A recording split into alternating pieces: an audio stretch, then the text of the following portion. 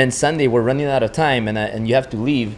And then I ask you, like, Bobby, like, what time is your plane leave? And you just tell me whenever I wanted to leave. And I just wanted to, that meant a lot. And you were, like, I'm not gonna say the favorite, but you were at least top 2, top 3, if not number 1 favorite from the Driven crowd. And Danny's right here. He just told me he acknowledges that too. So I just want to thank you for that. Thank you. A lot of people, over 2,000 people there at Driven, you changed a lot of lives. I could tell you that.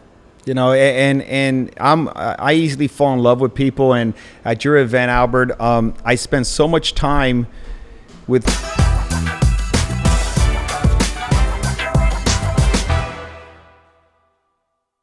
amazing individuals, those $87 ticket people and all those. That's where my heart is, because I was one of them. I still feel like I am one of them, and I like to pay attention to them and give them value, because I know there's Bobbies out there. I practically didn't speak until I was 7 years old. I mean, wow. I was really, and I don't know what happened. The more I'm doing these podcasts and the more I'm growing in life, I'm really realize how important my mother has been and how important she is.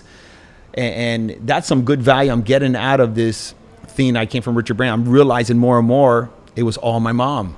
Yeah. And can you talk a little bit more about your mom? Because I know, like, my mom, I see my mom, my dad. I think you met him. Yes, I did. Beautiful people. And yes. I see them, and I know that they're not going to be around for too many years. They might not be around. Who knows? Like, I can't control that.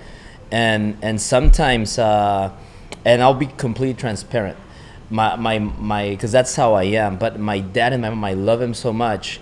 But sometimes they watch the news a little bit too much, and they hear rumors from other people, or they're worried about everything. Yeah. Like, they're worried about me doing Driven. They're worried about me starting the business. They're worried about me investing in real estate. They're worried about my daughter or me, or being in the public, things happening. Yeah. So that kind of, like, sometimes I don't like that feeling. Yeah.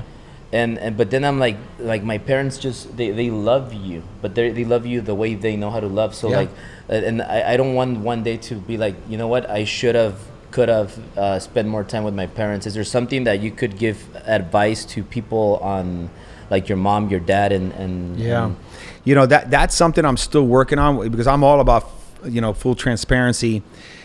You know, I'm crazy about my non-refundable minutes so much that like I said, I normally get 2 days when the average person maybe gets only 1 day. This is something I'm still working on. And even as I'm talking right now, Albert, I am not one of those sons, believe it or not. You may probably be surprised, where he picks up mom on Wednesday, takes her to lunch. Maybe he picks her up on Sunday to take her to church, or maybe he brings a dozen roses, or he just comes by to kiss his mom. Believe it or not, I need to work on myself on that. I don't do it like I should be doing it. And even though I'm saying right now, I'm realizing how important my mother has been in my life, that's something I'm going to start doing.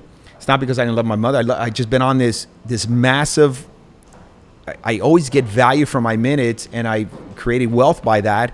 But I'm realizing my mom may only have 10 Christmases. It may be only 10 summers I see my mom. And when I started thinking about that, and someone mentioned that, and this individual reminded me of that a couple months ago, and I'm still struggling how to process it and actually take action. And like today, I put on Instagram, you know, it's so important to take action. So that shows you, somebody even like me giving advice out there and telling you what works and how to create millions and millions of dollars.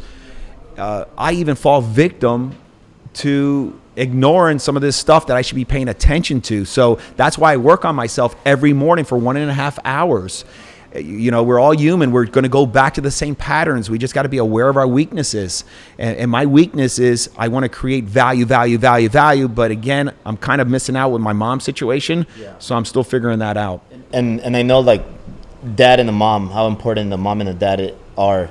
But, like, speaking about family, like, what about brothers and sisters and uncles or aunts or close friends growing up that you loved, but maybe were holding you back? And then at some point of your life, you just had to eliminate a few of them, and then your life changed for the better. I mean, that happened to me, but how did you ever deal with toxicity with not only close friends but family members? Man, I've always said it. It's sensitive topics, family, family, family. Just imagine there's 14 or 15 brothers and sisters I have. My dad had 11 children before he had his next crew, me and my brothers. My mom was 27. My dad was 50 when he had me. I have a lot of cousins. I have a lot of nieces, nephews. I have a lot of everything. And they're beautiful people, man. They're beautiful people. And it's not because I don't love them. I love them all. But I only have a certain amount of minutes in my day. And in order for me to create a life for my legacy when I'm way gone from this earth, it's going to take managing these minutes correctly. And I cannot be distracted. I can't fall victim to gossip, drama. I don't have many friends. I know a lot of people, but I don't have many friends. My friends are really, it's 7 people in my crew.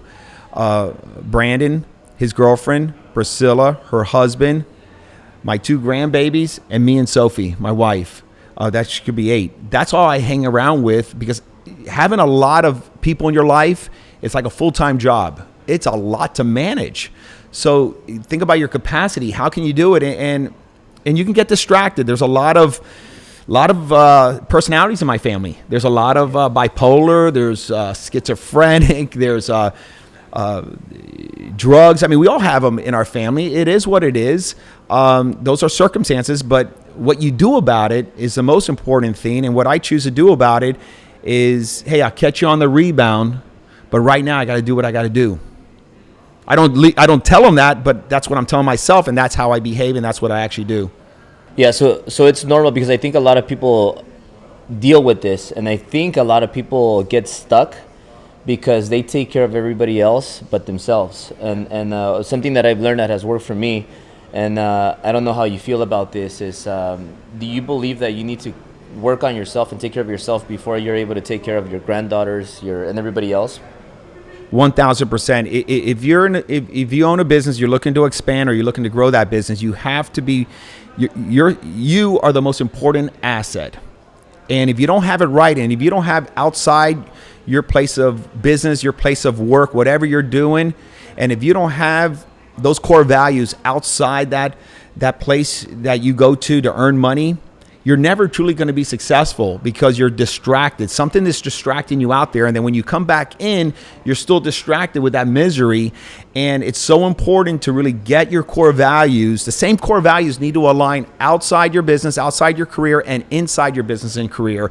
And I know that's a lot to take in, but that is the reality if you want to scale. And scale is all about wealth. You cannot become wealthy if you're not able to scale. Yeah, no, I totally agree. You know, and one thing I want to touch on, family members, you know, a lot of questions have been asked so far, a lot of awesome messages, man. And I can't help myself to respond to each one of them, because when someone says, thank you for this information, I can't help myself.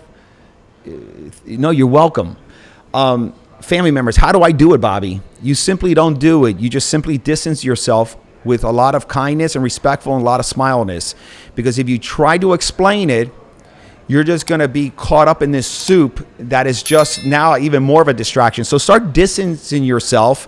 And when they call you, hey, Bob, you haven't been calling me. What's wrong? I mean, do I smell? No, man, I'm just so busy, man. I'm really in, you know, I have some new goals, and I'm just off to some I love you so much. You know, I'm sorry if you feel that way, but I'm just rocking and rolling. Bobby, a person like you, like, you work on yourself so much. And every year you're like an unrecognized person compared to last year. Like you just get better and better and better and better. Like I've noticed some and quite a lot of times in the past maybe months and the last year per se. And I talk and hang out with people that I used to hang out with 10 years ago. And I hang out and I see family members that I haven't seen in a long time.